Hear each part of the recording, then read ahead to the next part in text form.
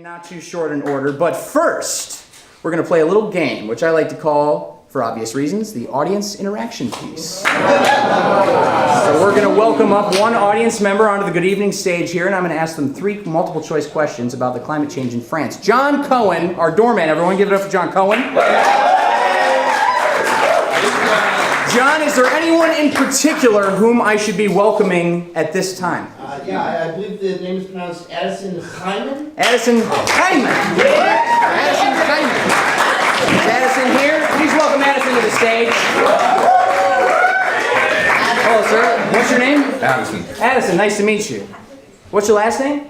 Hyman. Hyman, nice to meet you. Very nice to meet you. Now, Addison, the way this game is played is I welcome you up to the stage, which we've taken care of now. And now is the part where I ask you 3 multiple choice questions. This week, our theme is about the climate change conference in France. It's not this week. We're a monthly show. It's a little bit for people paying attention. How you doing?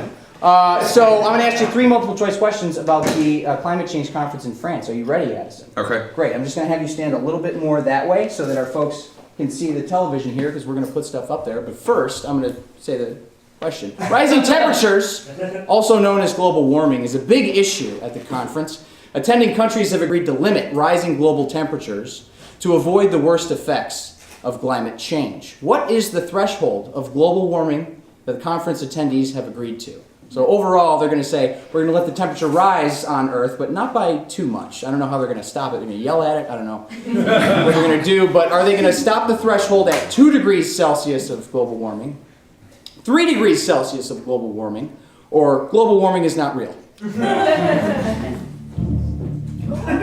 Oh. Just give it, you need to listen. It'll help you. Anybody? Alright, we'll go with 2. And 2 degrees. C. 2. Your answer is A, 2 degrees A, Celsius. 2 degrees Celsius is absolutely correct. Very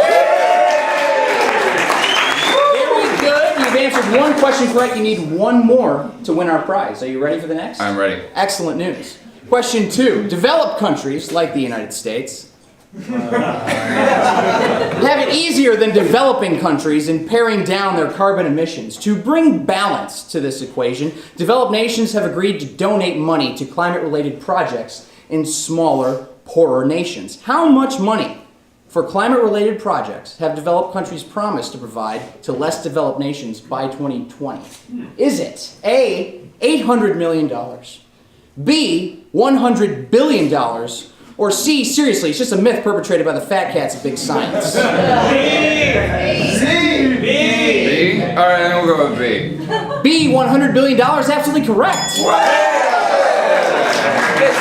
That's 2. Now, technically you've won, but we have 1 more question. I put a lot of effort into it, so would you just... Yeah. Thank you. Question 3. Even climate change deniers can't deny that world governments recognize climate change as a serious threat. COP21, which is the name of the conference, COP21 broke records for attendance. Over 45,000 people are at this conference, but it's also the largest gathering of dignitaries outside of UN headquarters in New York City ever. So more world dignitaries are at this conference than have ever been outside of any place. UN, you get it. How many heads of state are attending this conference? Is it A, 97 heads of state, B, 147 heads of state, or C, la la la la la, I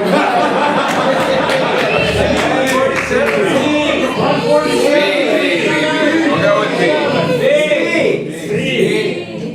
C. You can get it wrong, technically. Okay, I don't know, I'll go B. B is correct! Yeah! 147 heads of state. Addison, you win our prize. It's a $100 gift certificate to Cantina 1910.